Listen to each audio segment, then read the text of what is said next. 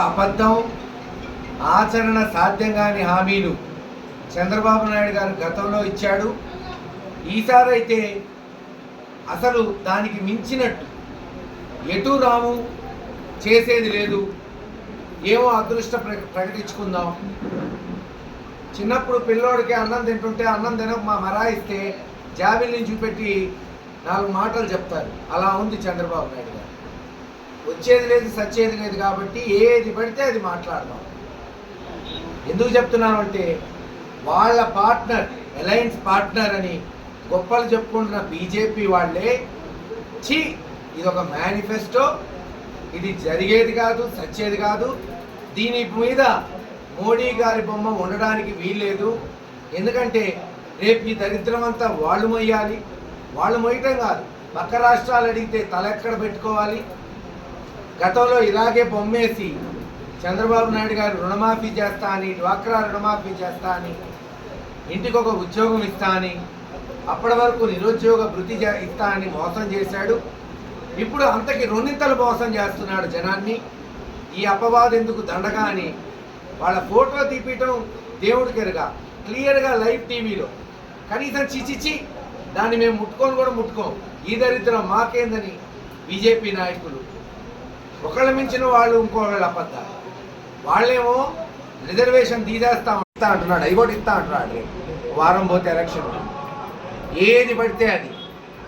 నిన్న తెలుగుదేశం నాయకుడు అడిగా, వాలంటీర్లకు 10,000 ఇస్తామంటున్నారు, మరి మొన్న వరకు మీరేగా తిట్టింది, పనికి రారు, 5,000 కష్టమని.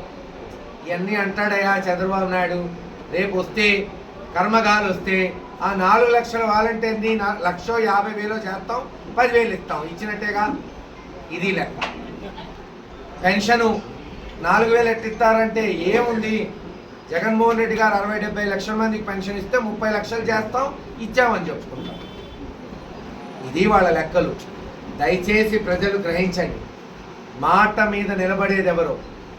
ఈరోజు జగన్మోహన్ రెడ్డి గారు ఒక ఆచరణ సాధ్యమైన ప్రాక్టికల్ మేనిఫెస్టో ఇచ్చాడు. ఇది చేస్తాను, ఇది చేశాను, ఇది కొనసాగిస్తాను, ఇలా దీన్ని ముందుకు తీసుకెళ్తాను, ఇంకా ఎవరైనా మిగిలిపోతే వాళ్ళని ఆదుకుంటాను. ప్రాక్టికల్గా ఉన్నది చెప్తున్నాడు, చేసేది చెప్తున్నాడు, చెప్పేది తూచా తప్పకుండా రేపు చేస్తాడు అని ప్రజలకు తెలియజేసుకుంటూ, ఈ లుక్కలు ఎంతతో ఆగో. బహుశా పోలింగ్ డేకి ముందు జనసేన తెలుగుదేశం విడిపోయిన ఆశ్చర్యపోకర్లు అట్టుంది. ఎందుకంటే ఇప్పటికే బీజేపీ కూడా చీచా అంటున్నారు వాళ్ళ మేనిఫెస్టోని. రేపు వాళ్ళు కూడా అదే అంటారు. ఇదేంది, ఆచరణ సాధ్యం కాదు, ఈ లెక్కలేంది అని బహుశా అంటారు జనసేన వాళ్ళు. చివరికి ఓడిపోతే రేపు ఇదే చంద్రబాబు నాయుడు గారు గొడ్డగాల్చి వేసేది పవన్ కళ్యాణ్ మీద, బీజేపీ మీద. ఖచ్చితంగా అతను ఎప్పుడు ధైర్యంగా ముందుకు రాడు. అంతా నాదే బాధ్యత అంటాడా, అనడు. గెలిస్తే నా ప్రతాపం, ఓడిపోతే పక్కోడు మీద నిందేయటం. జీవితం అంతా ఇదే. ఎన్టీ రామారావు గారిని దించాడు, నెపం ఆయన మీద వేసాడు పాపం అన్యాయంగా. దానికి అనుగుణంగా పత్రికల చేత రాగించాడు.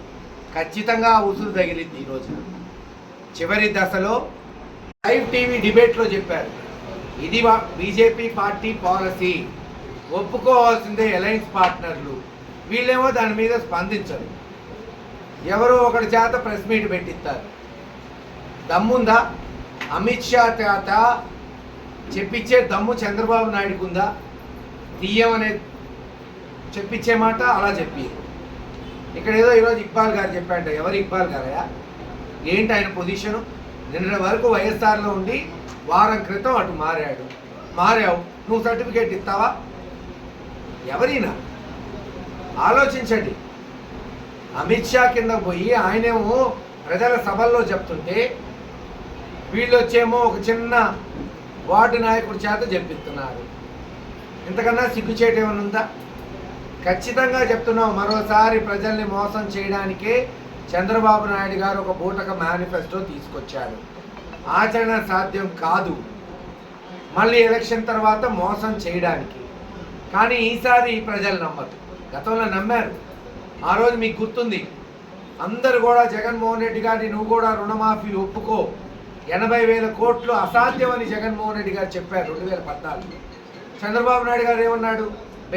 లేదు, జగన్మోహన్ రెడ్డి గారు యువకుడు, ఇంకా అప్పటికి ముఖ్యమంత్రిగా అనుభవం లేదు, తాను వస్తే చేస్తా అన్నాడు. చేశాడా? 88,000 కోట్లకి చేసిందెంత?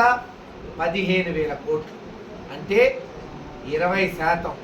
ఇచ్చిన హామీకి 20%. డ్వాక్రా రుణమాఫీ చేయాల, నిరుద్యోగ భృతి ఇవ్వాల, ఇంటికి ఒక ఉద్యోగం ఇవ్వాల.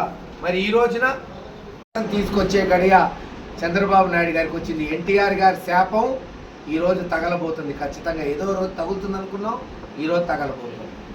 ఏది ఏమైనా 13 రోజులు జరగబోయే ఎన్నికల్లో అఖండ మెజారిటీ వైఎస్ఆర్సీపీ పార్టీ కలగబోతుందని తెలియజేస్తాం.